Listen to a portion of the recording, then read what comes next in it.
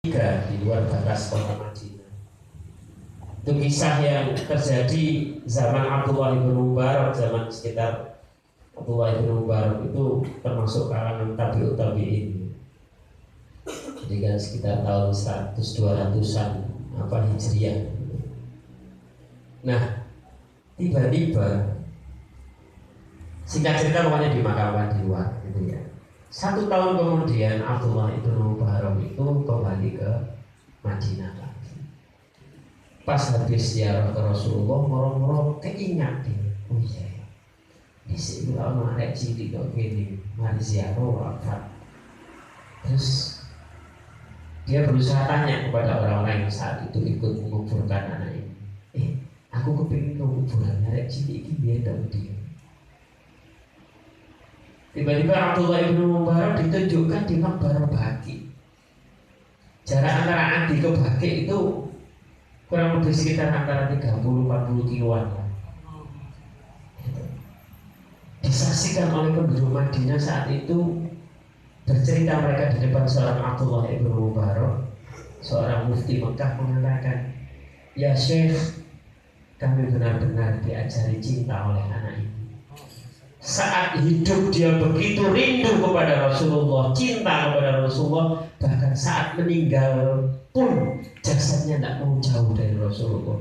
Jadi makbarahnya itu bergerak dari Adi ke Baqi, dan sekarang makbarah itu ada di Makbarah Baqi atau kuburan Baqi, di mana di situ para sahabat-sahabat Rasulullah dimakamkan. Jadi kalau tadi saya mengatakan wasilah atau sambungan kita kepada Rasulullah kalau bisa dengan ilmu, karena lewat ilmu itu nanti nuansa sholawat kita akan berbeda, bacaan rawi-rawi panjenengan akan berbeda. Dan memang benar-benar gak salah kalau Allah mengatakan dengan kalimat yarfa'illahu alladziina aamanu minkum walladzina utul ilma darajat, menggunakan lafaz jamak itu gak salah, karena memang bagi beliau-beliau yang istimewa kayak sekarang ini banyak teman-teman yang masih kumpul di Pasuruan untuk merawi haulnya Mbah Hamid ya, misalnya ya, dari kalangan orang-orang istimewa itu sholawatnya beda, ngajarkan cintanya beda. Akhirnya tidak hanya sekedar bersolawat, tapi menghiasi seluruh hidup si pecinta Rasul panjenengan dan muhibbir Rasul, pecinta Rasul itu betul-betul mengungkapkan cintanya lewat seluruh kata, seluruh perbuatan, seluruh sikap. Tidak hanya sekedar bacaan sholawat insidentil seminggu pisan bermalam Jumat pisan misalnya gitu. Orang seperti ini yang seluruh nafasnya, seluruh kehidupannya, aktivitasnya itu menunjukkan cintanya kepada Rasulullah lewat ilmu.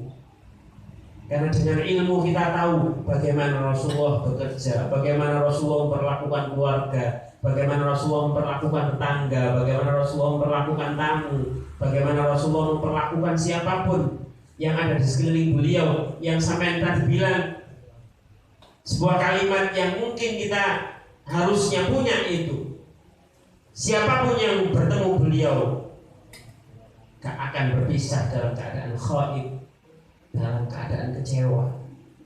Rasulullah gak pernah mengecewakan siapapun yang sowan kepada beliau. Amin. Mudah-mudahan sowan batin kita kepada beliau malam ini betul-betul juga diterima oleh baginda Rasulullah ya. Artinya modal pertama memang ilmu, modal berikutnya memang cinta, akan mengaturkan, menghadirkan dan menyampaikan kita nanti keharibaan Rasulullah sebagaimana beliau katakan, anta ma'aman ahbabta, mudah-mudahan begitu. Sebagai pemangku Darussalam, saya mengucapkan terima kasih tak terhingga atas kehadiran dulur-dulur semua, para muhibbur Rasul. Mudah-mudahan kehadiran panjenengan dibalas oleh Allah dengan kebaikan yang melimpah ruah, terutama dihadiahi nanti oleh Allah kemudahan panjenengan untuk berziarah kepada baginda Rasulullah. Kalau bisa ketemu dalam mimpi ya qadha ya, dalam mimpi maupun dalam nyata, semoga begitu. Nah, nedak cari dulu pembimbing saya, awakmu ngaku mati kanjeng Nabi, gak tahu ketemu kanjeng Nabi, musik guru resmi berarti seakan-akan begitu.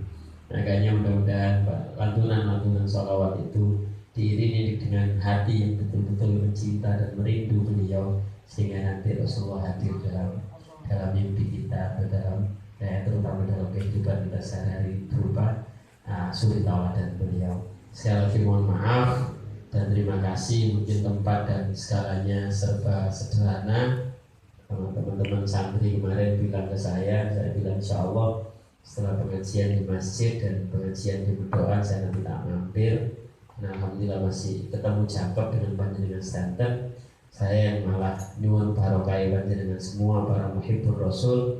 Mudah-mudahan Darussalam tetap bisa mengemban amanah ilmu, ya, karena kalau zamannya Robi Arwahina Bapak mungkin barangkali beliau diberi keistimewaan tersendiri oleh Allah. Nah, sekarang pemangkunya cuma orang dengan segala keterbatasan dan kekurangan ini, mudah-mudahan bisa tetap amanah, ya, dan bisa tetap sambung dengan panjenengan semuanya para pecinta Rasulullah, ya, insya Allah. Mudah-mudahan nanti reunian kumpul-kumpul di sisi Rasulullah, nanti kumpul di jannah, ya, insya Allah. Itu mungkin barangkali yang bisa saya sampaikan di sesi iling-ilingan ini. Mudah-mudahan ini menjadi pengingat bagi saya pribadi dan para jamaah sekalian. Terakhir, closing statement saya, ketika waktu di pondok dulu saya dikenalkan menjadi seorang muhibbin, pecinta Rasulullah. Saat itu tidak ada keinginan yang terkuat dalam hati saya kecuali ya Allah mudahkan saya untuk bertemu dengan kekasih saya. Dan alhamdulillah mulai tahun 2006 hingga sekarang ini Allah mudahkan untuk paling tidak dalam 1 tahun atau 2 kali, 3 kali, 4 kali untuk menjenguk langsung Rasulullah di kota beliau, berziarah langsung di depan makbarah dan hujrah syarifah beliau. Itu yang mungkin barangkali bisa jenengan kuatkan sehingga jenengan nanti dimudahkan untuk kesana. Plus ijazah dari Murabbi Arwahina Haji Muhammad Syafiuddin Husain Bapak, ketika panjenengan baca